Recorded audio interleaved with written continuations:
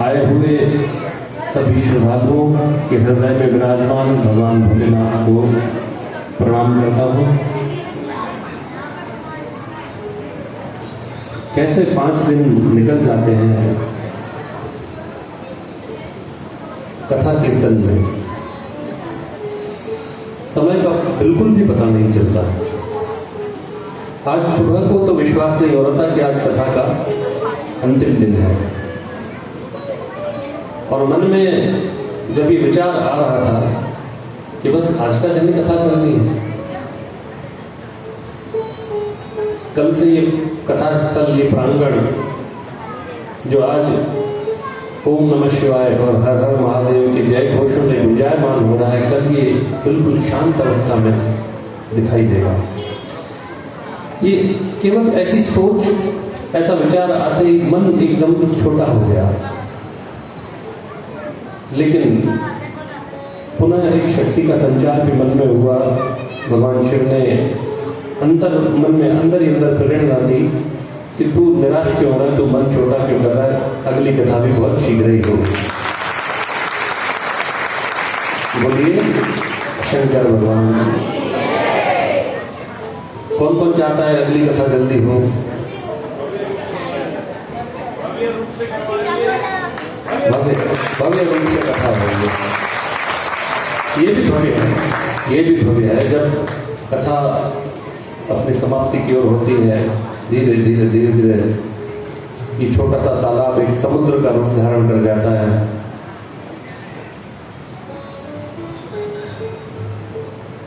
और अगले बार प्रयास करेंगे कि 1 सप्ताह की रखें। 5 दिन बहुत जल्दी निकल जाए, पूरा सप्ताह शिव जी के नाम करेंगे।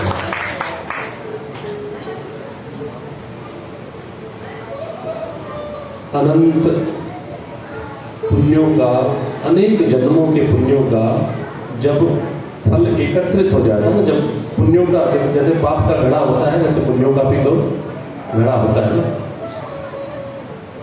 तो जब पापों का घड़ा भरता है तो वो इंसान दुख में, तकलीफों में, चिंता में, तनाव में, इन सब में चला जाता है। वहीं जब पुण्यों का घड़ा भरता है तो शिव महापुराण की कथा में आ जाता है। ऐसी परम पुनीत पवित्र भगवान शंभु के अनेकों चरित्रों को अपने आप में एक माला की तरह पिरोए हुए शिव महापुराण की कथा है, जिनको पहले के 4 दिन ये कथा प्राप्त नहीं हो पाई उनका भी कल्याण होगा, जिनको थोड़ी बहुत प्राप्त हो पाएगी उनका भी कल्याण होगा, जिन्होंने 2 दिन की सुनी निश्चित रूप से उनकी भी मनोकामनाएं पूर्ण होगी, लेकिन जिन्होंने 5 दिवस की कथा सुनी है उनके तो क्या कहने हैं। उनको तो बड़ी प्रेम दृष्टि से ध्यान देकर होंगे कि ये मेरे भक्त, कुछ भी दुविधा रही, कुछ भी परेशानी रही, लेकिन उन सब परेशानियों, उन चिंताओं को एक तरफ करके अपने सारे कार्यों को दूसरी तरफ करते हुए नाव की तरह रास्ता चीरते हुए आकर मेरी कथा में मेरे भक्त बैठे हैं। परीक्षा तो भगवान भी लेते हैं। माता पार्वती ने ब्याह करना चाहा तो उनकी ही इतनी परीक्षा ली, तो आप और हम भक्तों की तो परीक्षा जरूर लेंगी। और उसी परीक्षा में ही तो उत्तीर्ण होना है। जीवन में और है क्या? जीवन में भगवान तो सबको अच्छे लगते हैं ना, भगवान से प्रेम है तभी तो भगवान की कथा में बैठे हैं। लेकिन ऐसा अपने जीवन में कुछ कर जाएं मरने से पहले, ऐसा कुछ कर जाएं कि जो प्रभु हमें पसंद है हम भी उनको पसंद आ जाएं।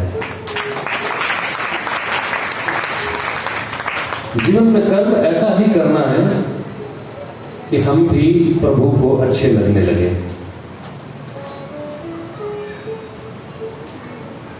कोई व्यक्ति थोड़े में निराश हो जाता है, कोई रोज निराशा झेलता है, फिर भी एक आशा की किरण के साथ वो अपना जीवन बिताता रहता है कि कभी न कभी तो जीवन का सवेरा होगा। भगवान के दो भक्त थे, भक्ति करने बैठे अपने अपने सिरे से। दोनों भगवान के बड़े प्यारे भक्त कठिन तपस्या करते हैं। भगवान ने परीक्षा ली, नारद जी को भेजा कि जाकर इन भक्तों की परीक्षा अपने हिसाब से आप लेकर आओ कि कौन सा भक्त श्रेष्ठ है, किसको पहले दर्शन देना चाहिए। नारद जी एक भक्त के पास पहुंचे, बोले भाई आप बहुत कठिन तपस्या कर रहे हो, प्रभु की भक्ति कर रहे हो, बड़ी अच्छी बात है। क्या आपको पता है कि आपको आपकी ऐसी भक्ति से प्रभु आपको कब प्राप्त होंगे? बोले अरे नारद जी, आप आए हो, आप तो सदैव भगवान का नाम जपते हो, सदैव भगवान के निकट रहते हो, थोड़ा आप ही पूछ के बता दो भगवान कब प्राप्त होंगे। ठीक है, आप इसी तरह अपनी तपस्या करो, मैं कल आपको बताऊंगा कि प्रभु आपको कब प्राप्त होंगे। दूसरे दिन फिर नारद जी पहुंचे और बोले कि मैंने प्रभु से सारा हाल पता कर लिया है आपका। बोले अच्छा बताइए कब प्राप्त होंगे प्रभु? बोले देखो, जिस प्रकार से आप भक्ति कर रहे हो, बहुत उत्तम भक्ति कर रहे हो, बहुत श्रेष्ठ भक्ति कर रहे हो, ऐसी भक्ति कोई बिरला ही कर पाता है। प्रभु आपकी भक्ति पर बहुत प्रसन्न है।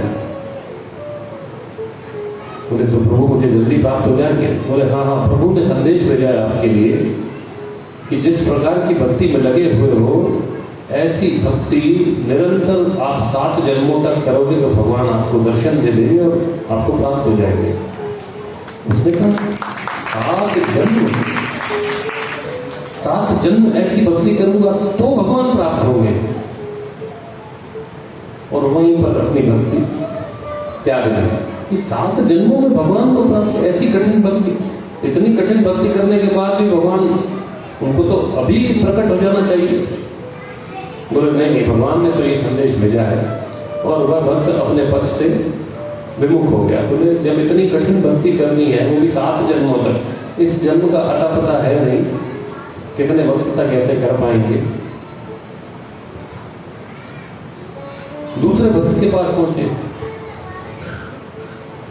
उसी तरह उस भक्त को भी कहा कि भाई तुम्हारी भक्ति से भगवान प्रसन्न है, लेकिन तुम्हें पता है कि तुम्हें भगवान की प्राप्ति कब होगी, इसलिए भक्ति कर रहे हो। बोले भगवान की भक्ति के, भगवान को प्राप्त करने के लिए उनकी भक्ति कर रहे हैं, लेकिन पता है कब प्राप्त होंगे? बोले नहीं, आप भी पूछ के बताओ। बोले ठीक है, कल बताता हूँ। दूसरे दिन फिर नारद जी आए, बोले बहुत अच्छी भक्ति कर रहे हो, लगे रहना, भगवान प्रसन्न है तुम पर। बोले भगवान प्राप्त होंगे मुझे? बिल्कुल प्राप्त होंगे, बिल्कुल, तुम्हारी श्रेष्ठ भक्ति है। अच्छा कब प्राप्त होंगे? बोले भगवान ने संदेश भेजा है, जिस पेड़ के नीचे बैठकर तुम ये तपस्या कर रहे हो, उस पेड़ में जितने पत्ते हैं उतने जन्मों तक ऐसी भक्ति करोगे तो भगवान तुम्हें प्राप्त होंगे। अब पेड़ में न जाने कितने हैं, हजारों पत्ते, लेकिन वह भक्त खड़ा होकर और एक टांग पर नाचने लगा। बोले अरे इतने जन्मों के उपरांत भगवान तुमको प्राप्त होंगे और तुम्हें इस बात से प्रसन्नता हो रही है, इतने जन्मों तक तुम ऐसी भक्ति करोगे। बोले मैं तो ये कंफर्म करना चाह रहा था, भगवान प्राप्त तो होंगे ना, बस प्राप्त होंगे, ये भगवान ने बोल दिया कि मैं प्राप्त होऊंगा, बस मेरे लिए यही। अब वो कब प्राप्त होंगे, कितने जन्मों में मैं नहीं जानता, इस जन्म की भक्ति तो कर लूं और आगे भी ऐसे करते रहूंगा, लेकिन प्रभु की प्राप्ति होनी चाहिए। और भगवान उसी समय प्रकट होकर उसको अपना दर्शन देते हैं। तो जो व्यक्ति अपने श्रद्धा को बिल्कुल भी गिरने नहीं देता, अपने भाव को गिरने नहीं देता, पता नहीं कब भगवान राजी हो जाए, पता नहीं कब दर्शन दे दें। तो जीवन में सब चलता रहता है, सुख भी चलेगा, दुख भी चलेगा। कभी थोड़ा जैसे झूले में बैठते हैं तो ऊपर भी जाते हैं, फिर नीचे भी आते हैं। जीवन का आनंद लेते चलिए। ये सब स्टेशनें हैं बीच में, सुख की और दुख की, आएंगी जाएंगी, आएंगी जाएंगी, कहीं भी रुकना नहीं है, क्योंकि हमारी स्टेशन जो है परम धाम परम आनंद की है। हमें सीधा वहीं जाकर रुकना है। बोलिए शंकर भगवान की, शिव महापुराण। ये हम लोग कौन सी गाड़ी में बैठ गए हैं? शिव महापुराण की गाड़ी में। और ये ओम नमः शिवाय बोलती हुई जो चल रही है, ये चलते चलते सीधा हमें शिव जी के चरणों में ही चल के बिठा देगी और कहीं नहीं छोड़ेगी। हर हर महादेव, हर हर महादेव, हर हर महादेव। जब तक हम न मुख चलता है न जिह्वा चलती है, इसीलिए भगवान का नाम लेते रहिए, क्योंकि हम जीवित हैं। लेके घोड़ा